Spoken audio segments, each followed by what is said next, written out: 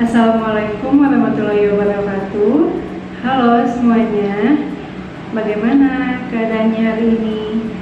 Semoga selalu dalam keadaan sehat ya, baik sehat secara fisik, psikologis, dan juga sosial. Nah, kembali lagi bersama saya. Mungkin sebelumnya perkenalan terlebih dahulu ya. Perkenalkan, nama saya Lia Priyanti. Saya merupakan salah satu mahasiswa aktif program studi psikologi semester 5 Universitas Mercubuana Yogyakarta. Jika teman-teman masih ingat dengan video saya sebelumnya yang membahas mengenai bagaimana menjadi pribadi yang sehat mental melalui perilaku kebaikan. Nah kan perilaku kebaikan itu sendiri ada dua, yaitu perilaku kebaikan terhadap orang lain dan juga perilaku kebaikan terhadap diri sendiri. Perilaku kebaikan terhadap diri sendiri itu bisa berupa yang pertama self love, mencintai, menerima dan juga menghargai diri kita sendiri, mampu untuk menerima kelebihan dan juga kekurangan diri kita sendiri. Nah, dan yang kedua itu ada forgive self and others, kemampuan kita untuk memaafkan dan juga menerima diri kita maupun orang lain. Dan yang ketiga ada gratitude atau rasa syukur dan terima kasih terhadap diri kita sendiri. Nah, di video kali ini saya akan membahas lebih spesifik mengenai gratitude atau kebersyukuran itu.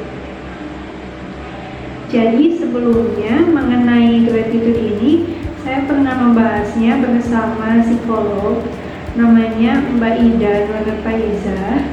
Beliau merupakan psikolog, salah satu psikolog di rumah konsul. Kita membahas mengenai gratitude yang berdampak terhadap produktivitas kerja. Teman-teman mungkin bisa mengeceknya di Instagram @rumahkonsul. Di sana kita sering mengadakan sesi live setiap hari Jumatnya. Nah, jadi kalau saya simpulkan, ternyata gratitude atau rasa syukur itu berpengaruh terhadap produktivitas kerja. Begini, namanya juga kehidupan ya. Kita pasti akan ada di posisi up and down-nya. Kita pernah di posisi atau di titik terendah sekalipun, saya yakin sih semua orang pasti pernah merasakannya. Nah, ketika kita sedang merasakan emosi, baik itu emosi positif maupun negatif tersebut, terutama emosi negatif ya, kita harus mampu untuk menerima dan juga merasakan emosi tersebut. Nah, ketika kita mampu untuk menerima dan merasa, misalnya sedang merasakan emosi negatif, sedih, kita harus bisa menerima kesedihan kita. Tidak apa-apa Lia sedih, tidak apa-apa Lia menangis, tidak apa. Lalu yang harus saya lakukan itu apa? Take your time. Sediakan ruang dan waktu untuk diri kita sendiri. Lakukanlah aktivitas-aktivitas yang kita sukai. Bisa juga dengan berolahraga ya, karena olahraga itu bisa mengkatarsis emosi kita. Nah, ketika kita sedang merasakan emosi tersebut, kita harus bisa menerimanya dan kita juga harus bisa memahaminya. Ketika kita mampu untuk menerima dan memahami, maka kita akan mampu untuk merasakan apa itu bahagia yang sesungguhnya. Dan ketika kita mampu untuk bahagia, kita mampu untuk melakukan produktivitas kerja yang baik. Mengapa? Karena kebahagiaan itu berkaitan dengan rasa syukur. Kita mampu menerima, kita mampu bahagia, maka kita akan mampu untuk bersyukur. Ketika kita bahagia, produktivitas kita juga akan meningkat. Nah, seperti itu teman-teman. Nah, lalu kebersyukuran atau gratitude itu apa? Jadi kebersyukuran itu merupakan rasa kagum, rasa terima kasih, dan juga rasa ingin memberi penghargaan terhadap diri sendiri dan juga kehidupan yang sedang kita jalani. Jadi ada teman saya yang bercerita akhir-akhir ini dia tuh mengalami sedih. Dia bilang sampai tidak bisa keluar dari rumah, dia tidak bisa keluar dari kamar karena ia sedih. Ia merasa bahwa dirinya itu tidak berharga. Ia merasa bahwa dirinya itu payah, tidak bisa melakukan pencapaian yang maksimal yang sama dengan pencapaian orang lain. Ia merasa kalau saya itu gagal, tidak bisa seperti orang lain gitu. Sehingga kalau saya simpulkan itu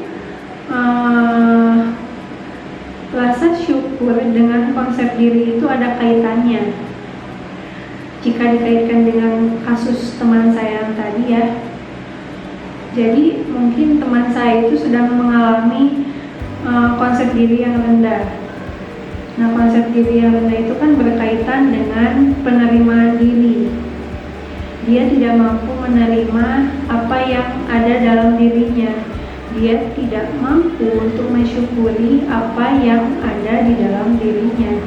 Makanya ia sedih. Ia mengalami mungkin dapat dibilang masalah sosial ya, tapi belum mencapai kegangguan psikologis. Dia kehilangan kesejahteraan psikologisnya. Nah, jadi konsep diri itu apa? Konsep diri merupakan pandangan, penilaian, dan juga keyakinan diri kita terhadap diri sendiri. Kita mampu untuk mengenali perilaku, isi pikiran, dan perasaan diri kita ketika kita memiliki konsep diri yang positif. Nah, jadi kita itu harus mampu untuk menerima dan memahami apa yang sedang terjadi dalam diri, apa yang kita miliki di dalam diri, apa yang kita miliki di kehidupan kita, apa yang sedang kita jalani. Maka ketika kita mampu menerima dan memahami, kita juga akan mampu berterima kasih terhadap diri kita sendiri. Rasa terima kasih terhadap diri kita sendiri itu bisa dilakukan dengan ucapan ya. Contohnya seperti terima kasih ya Lia, hari ini sudah mau berjuang bersama, sudah mau bertahan bersama meskipun hanya dilakukan dengan sendirian. Terima kasih sudah mampu untuk mengerjakan deadline tugas mata kuliah praktikum pelatihan psikologi. Terima kasih sudah mau mencintai diri dengan terus makan. Makan itu salah satu bentuk mencintai diri kita sendiri loh teman-teman. Sudah mau makan, sudah mau minum, sudah mau hidup, sudah mau bangkit meskipun ada aja masalah, meskipun ada aja tugas yang harus dikerjakan, seperti itu. Ketika kita mampu untuk berterima kasih terhadap diri kita sendiri, maka kita juga akan mampu untuk bersyukur terhadap diri kita, bersyukur terhadap apa yang kita miliki. Kita akan memiliki rasa syukur dan kita akan mencapai kesejahteraan psikologis yang baik. Seperti itu teman-teman. Jadi kebersyukuran ini itu penting sekali ya, untuk mendukung well-being, mendukung kesejahteraan psikologis kita. Makanya terapkanlah gratitude di dalam diri kita agar kita mampu terhindar dari gangguan psikologis maupun masalah sosial yang bisa saja menerpa kita di setiap harinya. Jadi mungkin segitu ya teman-teman yang bisa saya sampaikan.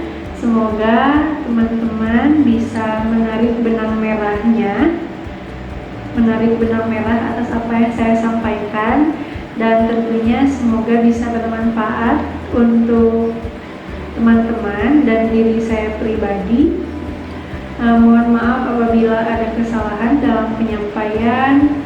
Kita sama-sama belajar ya. Ya sudah, saya cukupkan. Terima kasih.